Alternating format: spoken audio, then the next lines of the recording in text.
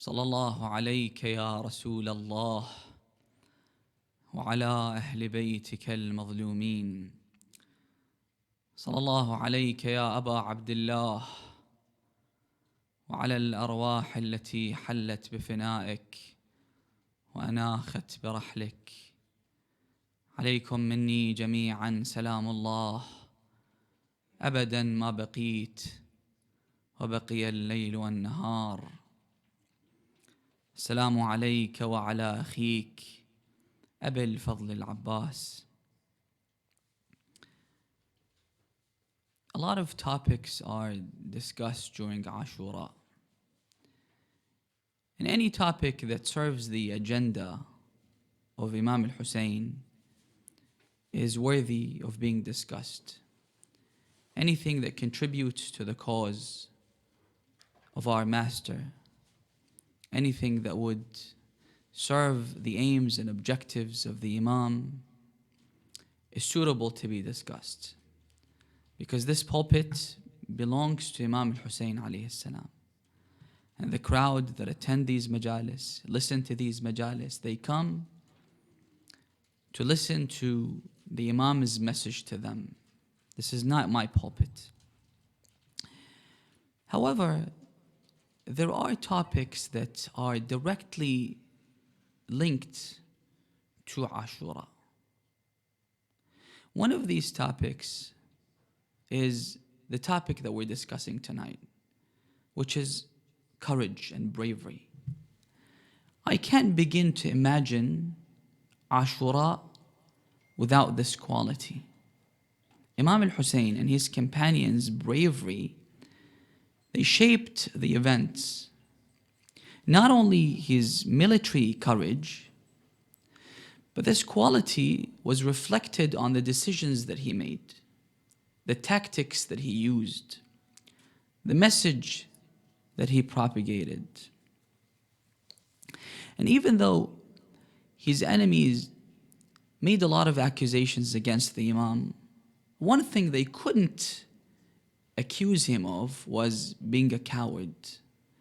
This is why the enemies, they attest to the fact that Imam al-Hussein's courage on the day of Ashura was on another level.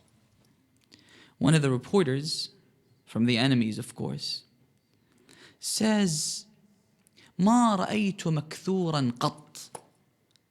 I've never seen a man who has lost all his family members, all his children, all his brothers, all his companions, أربط جأشا منه, as composed as Hussein, as confident in the battlefield as Hussein.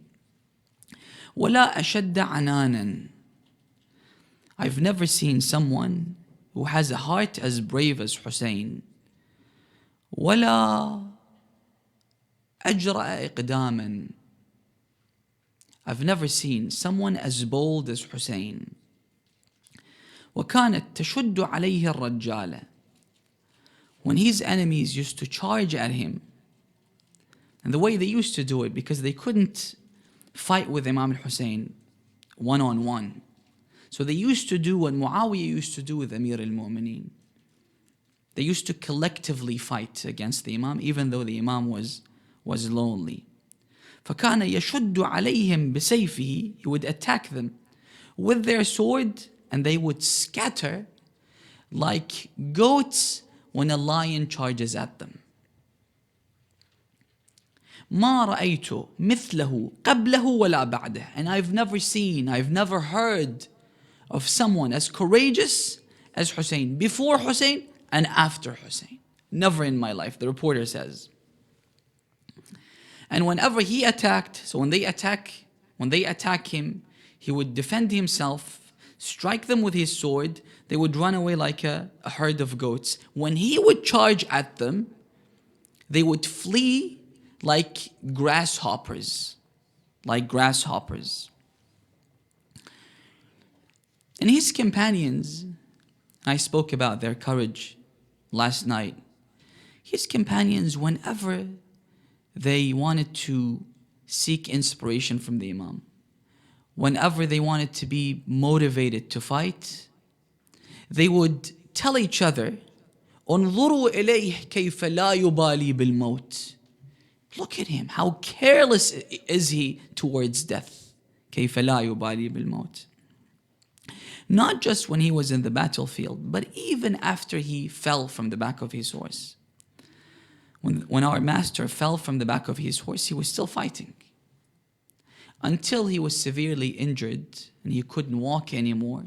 When he fell in his pit, he would talk to them and scare them away.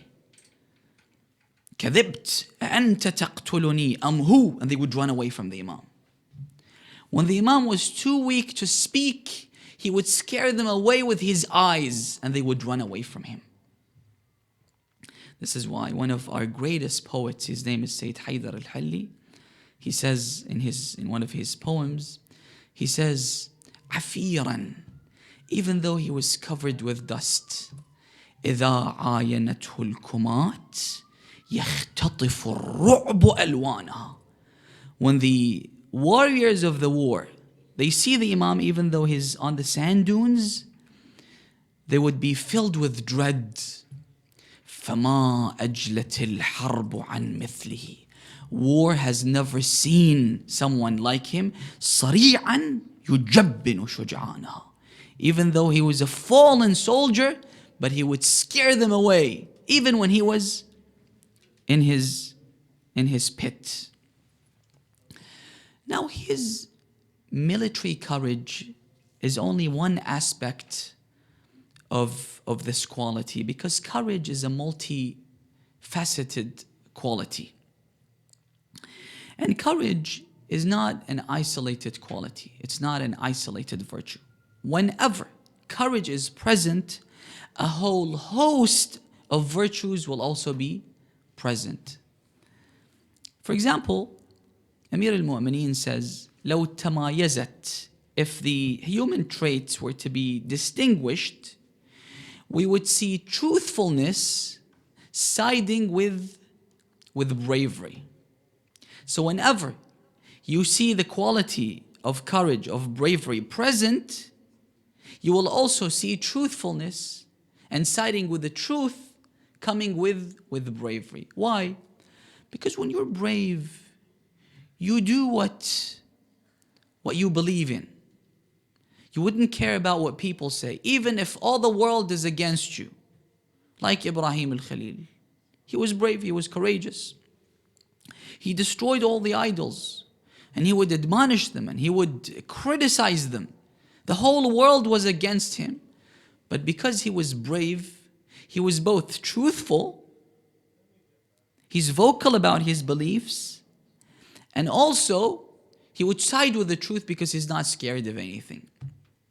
To the contrary, when you're not brave, Amir al-Mu'mineen says that jubun, cowardice, is always with not being truthful, always sides with lying, even if you believe in all the ideals.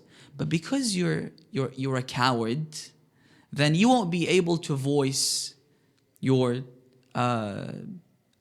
commitment to the truth. You would always try to be politically correct. You would only say the things that would please the people. You would only do the things that would please the people. This is why, according to Amir al-Mu'mineen, one of the virtues that would come with this quality is being truthful.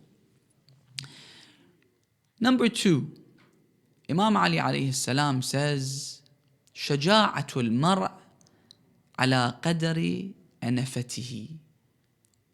Your bravery is proportionate to your self-worth, to your self-respect, to how much dignity you have. Some cultures, they are conducive of people being humiliated. It doesn't matter for them to work for someone where the boss continuously humiliates his employees. They couldn't care less as long as, they're working. If they're making money, they don't care. So the Imam says that if you have self-respect, if you have dignity, you would defend your dignity. You would react against anyone that tries to infringe on your dignity. Let me give you a few examples. On the 9th of Muharram, Shibr ibn al-Jawshan joins Umar ibn Sa'ad in Karbala. He comes with a battalion of 4,000 soldiers. He comes with a letter from the ultimate commander, Ubaydullah ibn Ziyad.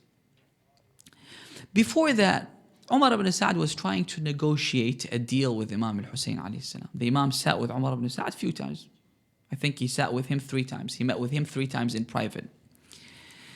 So when Ubaydullah ibn Ziyad heard about the Imam's meetings with Umar ibn Sa'ad, he sent a letter to Umar ibn Sa'ad with Shimr ibn al-Jawshan saying, "Ma ba'athtuka lil-Hussein litumannihi as-salam." I didn't send you to sign a peace treaty with Hussein. You have to give Hussein 2 options.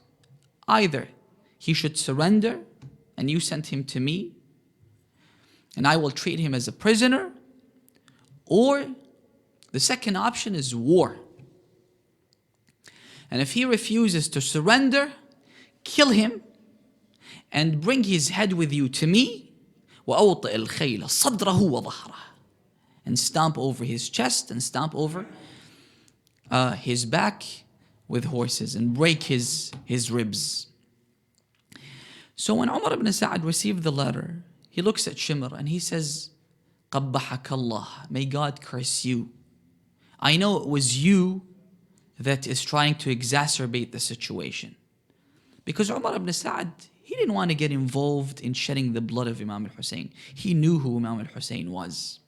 But because he was greedy, eventually he was the one in charge of shedding the blood of Abu Abdullah al-Hussein. So he said to him, قَبَّحَكَ اللَّهِ لَعَنَكَ اللَّهِ, may God curse you for doing this. Because you know very well that Imam al-Hussein will not surrender. Surrender is the last thing that Imam al-Hussein would ever think about. That means that I have to fight Imam al-Hussein. I have to kill Imam al-Hussein alayhi salam. Ubaydullah had given Umar ibn Sa'ad an ultimatum. He said, you either do what you have to do, or you have to give the standard to Shimr ibn al-Jawshan. So Shimr said to him, Aqsir, do you want to do this, or you want to give me the standard? He said, I will never give it to you. Because he is greedy of becoming the ruler of Ray, which is modern day Tehran. So he says that Imam al-Hussein will never surrender. This is why the Imam said, أَلَا وَإِنَّ الدَّعِيَّ ابْنَ الدَّعِيِّ, the claimant, the son of the claimant. Because Ubaydullah was born out of wedlock, and his father Ziyad ibn Abi was also born out of wedlock. أَلَا وَإِنَّ الدَّعِيِّ ابْنَ الدَّعِيِّ قَدْ رَكَزَ بَيْنَ اثْنَتَيْنِ. He's giving me 2 options. بَيْنَ السِّلَّةِ وَالذِّلَّةِ. I should either be killed or I should surrender to him. هَيْهَاتْ مِنَ الذِّلَّةِ. And I choose the latter. I choose to be killed. I choose to fight. I'll never surrender. This is an example from Karbala. Another example is the example of what happened during Rida Shah's time. And I've spoke about him a little bit. He was a cruel dictator. He was like Saddam. So he imposes a ban on hijab. And hijab is not just a religious thing to a predominantly Muslim nation. It's also a cultural thing. It's ingrained in their culture. But suddenly he imposes a ban on hijab. No one's allowed to wear hijab. So to enforce or to celebrate the ban, he ordered all the government officials, all the dignitaries, all the parliamentarians to come the next day after he issued the ban, to come with their wives without wearing a scarf. And he goes to the Parliament House to celebrate this occasion. So he goes to the Parliament House and he shakes hands with all the Parliament members and their wives who came without a hijab. One Parliament member was Ayatollah Sayyid Hassan Almodarresi. He was a mu'ammam, but he was also a Parliament member back then. So he comes to Ayatollah Mudarris and he says to him, where's your wife? He says, Akhund, where's your wife? Mullah, where's your wife? Sayyid Hassan Mudarris could have said, my wife is sick, I'm an old man, she's an old lady. But his response was mesmerizing. What he did was he slapped Rida Khan on his face. He gave him a slap on the face. Imagine you do this to Saddam. The slap was so hard that history tells us that he rotated 180 degrees. He says, this is my wife. Eventually he killed him. He became a martyr. But when you have dignity, when you have honor, the level of honor and dignity that you have will be proportionate to the amount of courage that you have. A friend of mine that I met a couple of days ago, he was telling me that he became a Shia, converted to Shia Islam. This is how he worded it. He said that I was stubborn ever since I was a child. He said, when I believe in something, I do it, irrespective of the reaction of my family and my community and the society. He said, when I realized that Shia Islam makes sense and that Shia Islam is the true religion that we should embrace, I decided to become a Shia. So I said to him that this is not, you're not being stubborn. You're shuja', you're brave. Because he said, I couldn't care what my family think about me, how my community will judge me. This is why I was vocal about it from day one. I didn't practice taqiyya. I said, I've become a Shia. Even though he said that some of my family members, they cut me off. Some of his uncles, they cut him off. But he couldn't care less. This is indicative of his shuja'. This is indicative of the fact that he is a brave person. Also, shaja'a is associated with another quality. Imam Ali alayhi salam says that shaja'a usually comes with generosity. When you're not shaja', when you're not brave, shaitan comes, inna shaitan ya'idukum al-faqr, and tries to instigate fear in your heart. It tells you, you shouldn't donate, you shouldn't give because you'll become poor. While when you're a shaja', you become a risk taker. You become a risk taker. Of course, shaja'a is based on a belief system. من أيقن الخلف جاد بالعطية. When you're certain that Allah subhanahu wa ta'ala will remunerate you, then you would have the audacity to give. You would have the audacity to donate. But Amir al-Mu'mineen says that this is associated with shaja'a. When you're not shaja'a, you would become fearful. When you become fearful, you become stingy. This is why in the Arabic language, we say jada binafsihi. He was generous enough to give his life. And this is the highest form of generosity. But what gives you the audacity? It's bravery that's giving you the audacity to give and to donate. Now when it comes to when we come to the ahadith of Ahl Bayt alayhimus salam, we find that there is so much emphasis on this quality and on acquiring this quality. Imam Sadiq alayhi salam says that Allah subhanahu wa ta'ala has given all his messengers, all his prophets, 10 qualities. He lists the qualities, and one of the qualities is bravery and courage. And then the Imam says that you should do some soul searching. You should test yourself, because certain qualities, they only surface after you test yourself. Test yourself. If you can find these qualities in you, then you should be thankful to Allah subhanahu wa ta'ala. فَإِنَّكَ فِي خَيْرٍ أو إِلَى خَيْرٍ. This means that Allah subhanahu wa ta'ala has endowed you with this quality. And when He endows you with this quality, He is looking for your best interest. He wants to guide you. And then the Imam says that if you couldn't find this quality, then you should do two things. One is you should pray to Allah subhanahu wa ta'ala. Ask Allah subhanahu wa ta'ala to bestow this quality upon you. Yes, if you're not shuja', if you're not brave, you can ask Allah subhanahu wa ta'ala to make you brave. And we have a hadith that one of the foods that would make you brave is quince. Allah subhanahu wa ta'ala might bestow this quality upon you through a fruit, which is quince. And then the Imam says that you can seek nearness to Allah subhanahu wa ta'ala through these qualities. We have a hadith that one day a group of people plotted against the Prophet's life. They engaged in an active war against the Prophet.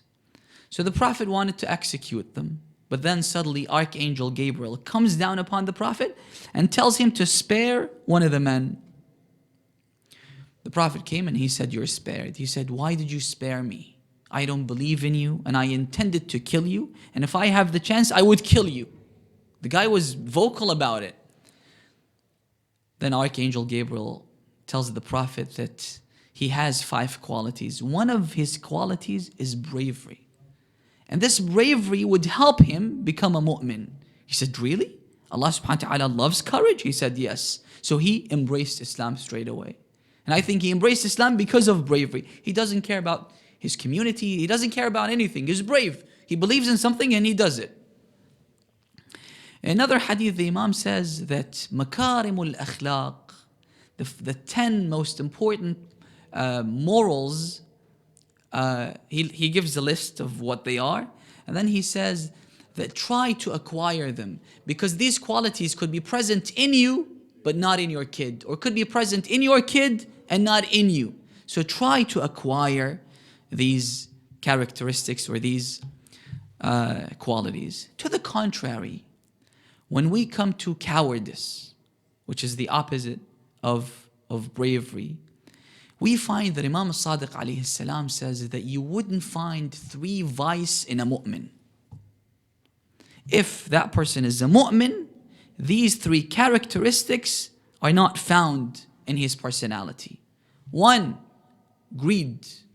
2, stinginess. 3 is cowardice. You wouldn't find a mu'min who is coward. Another hadith, the Imam says, بئس العون على الدين. بئس العون على الدين means something that would damage your religion. If you're faithful, if you're a believer, if you have this vice, it will damage your religion. What is it? The Imam says it's cowardice. It would damage your religion. When you're brave, you can uphold your religious ideals. You can remain faithful. But if you're not brave, you would lose your faith. Especially in this day and age, we are bombarded. We are placed under immense pressure to let go of our religious ideals, to let go of what we believe in. So if you're not courageous enough, you will lose your faith. Now let me give you an example from people from other faiths and religions, namely from the Jewish community. Now the Jews, they have rulings and religious beliefs that are much stricter than what we believe in. For example, when it comes to their food, the Orthodox or the ultra-Orthodox Jews, their rulings when it comes to food is so strict that when you compare it to halal food, you would see that halal food is much easier to attain. For example, and I met with this Jewish man on a flight to Los Angeles a couple of years ago. Even though he wasn't that religious, but his food, he had ordered kosher food.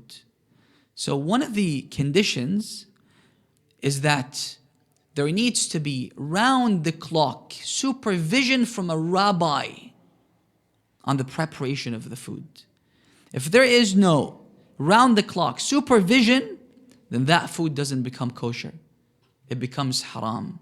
And it has to be sealed and packaged. There has to be a seal on the food, and you can't break the seal. If the seal is broken, then you can't eat from that food.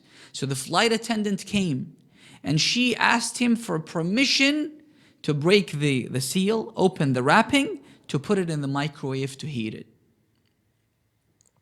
Now, when it comes to halal food, even though halal food is edible to non-Muslims, but with Judaism, for example, they can't mix dairy with meat. So this might not be something that everyone likes. But with halal food, there is no difference in taste. You see Muslims, and I've been to many restaurants. I Google the restaurant, it says halal from the reviews. But when you go to the restaurant, you ask the guy just to make sure that it's halal. So he whispers in my ears. He says, the food is halal, but we can't put up a sign. Why? Out of fear. Out of fear. Why? Because he said that this might cost us economically. People might not buy from our food because it's halal, because there was a campaign a couple of years ago against halal food. But if all the restaurants that sell halal food become vocal about it, then no one would come and fight you. But if you're isolated, if you only have few restaurants that are vocal about it, then the economic pressure would affect you. Or for example, you find that the Orthodox Jews, the people that practice their religion, they can't shake hands with the opposite gender. They can't do that. And they're so adherent to this rule. When you look at how they do it, it puts all the Muslim community to shame.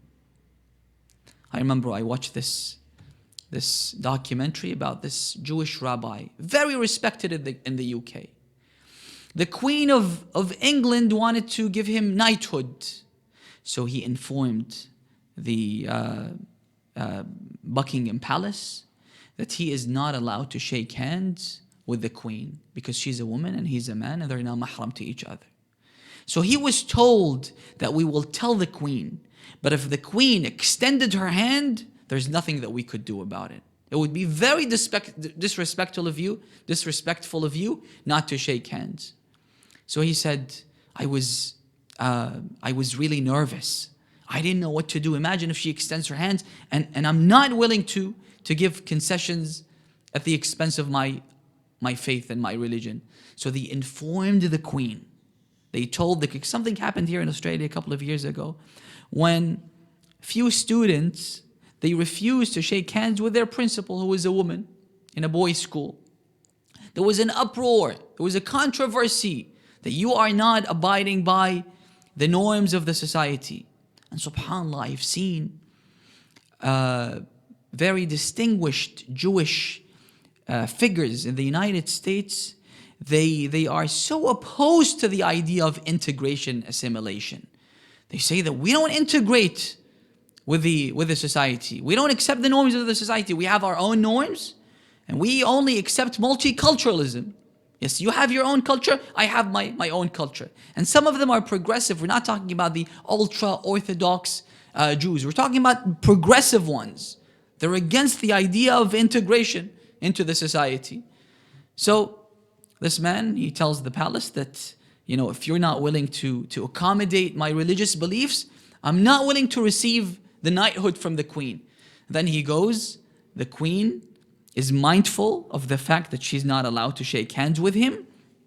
She doesn't shake hands with him. Not only that, she respects him more than all the other guests. She gives knighthoods to many guests, but she wouldn't talk to the recipient of the award, but she stood there and she started chatting with this rabbi. Or for example, the Orthodox Jews, they're not allowed to sit next to a na-mahram, the opposite gender who's not related to them.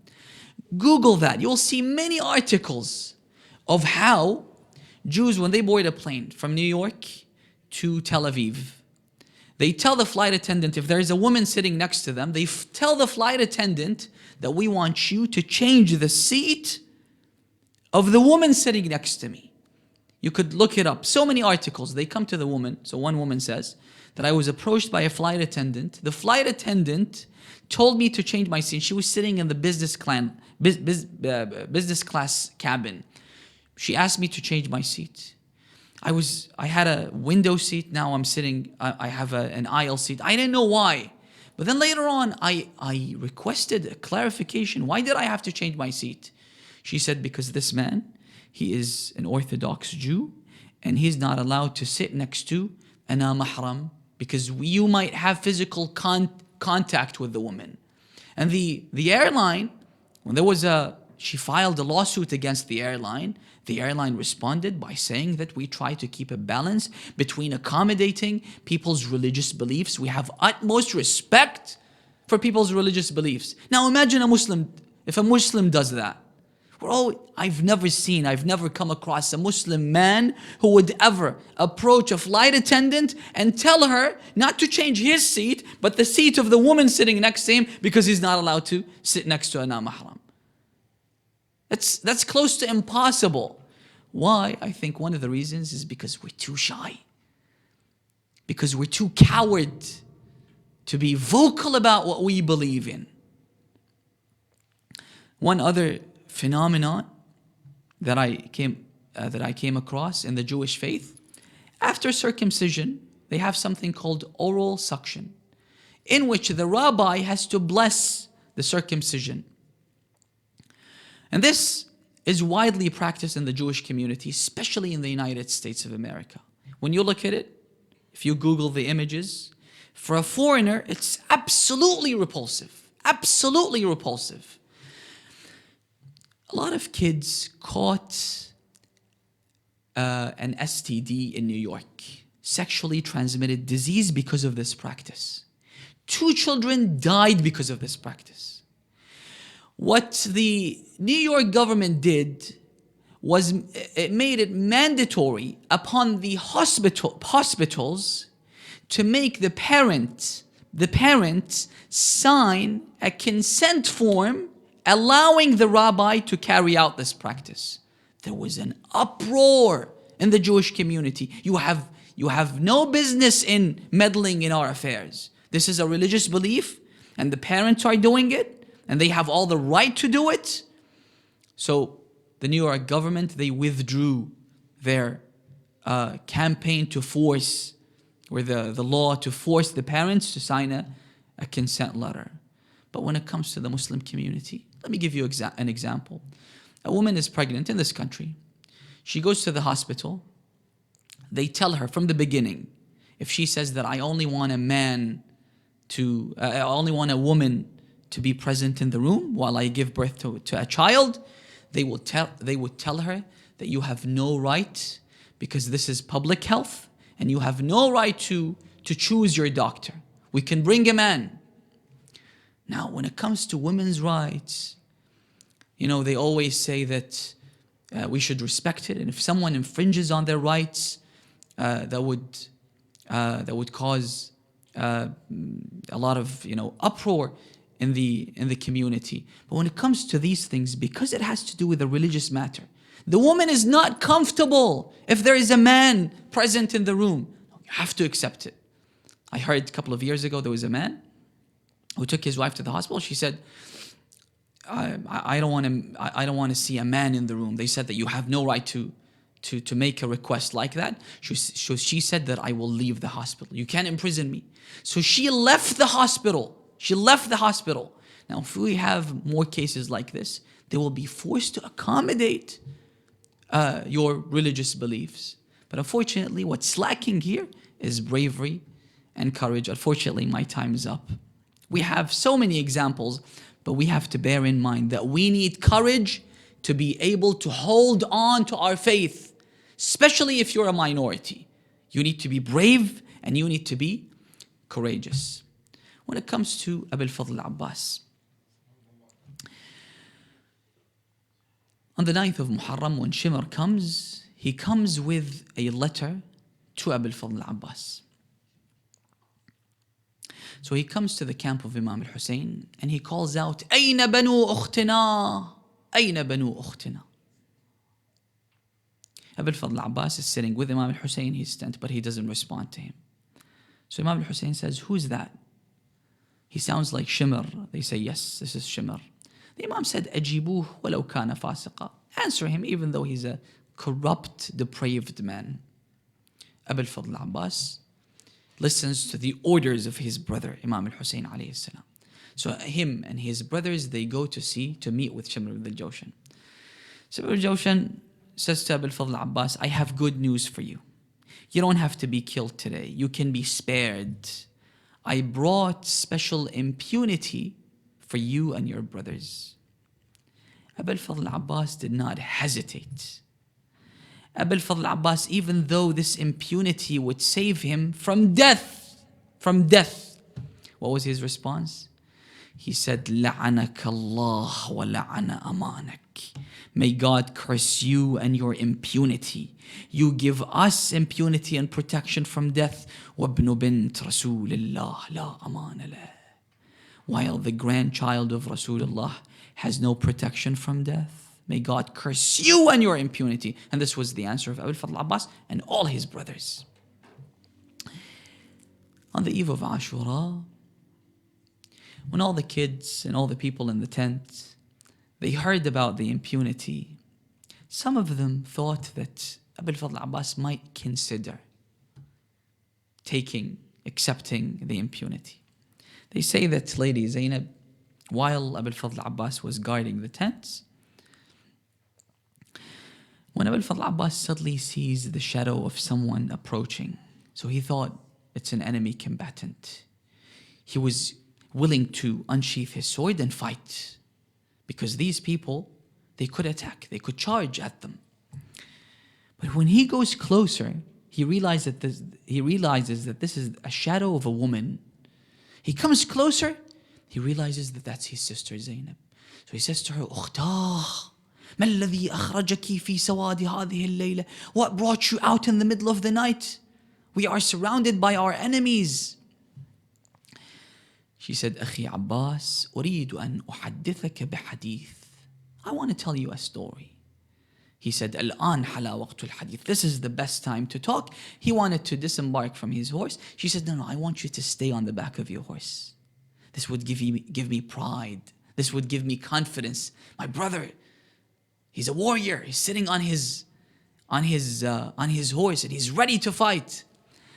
Then she told him a story. She said, when our mother Fatima al-Zahra died, our father went to his brother Aqil. He was a genealogist. And he told him that I'm looking for a woman that was conceived by the bravest of all tribes. Aqil said to him that you're looking for al-Banin. So he married al-Banin. So she was telling him that the reason why he married your mother is because he wanted your mother to give birth to children that would be courageous, that would be brave. Why? So that they would defend my son Hussein when he is alone in Karbala. When she finished the story, she held on to the reins of his horse with her right hand and pointed out to the camp with her left hand and said, "أخي عباس, النساء نساؤك والحرم حرمك فلا تقصر عن نصرتنا."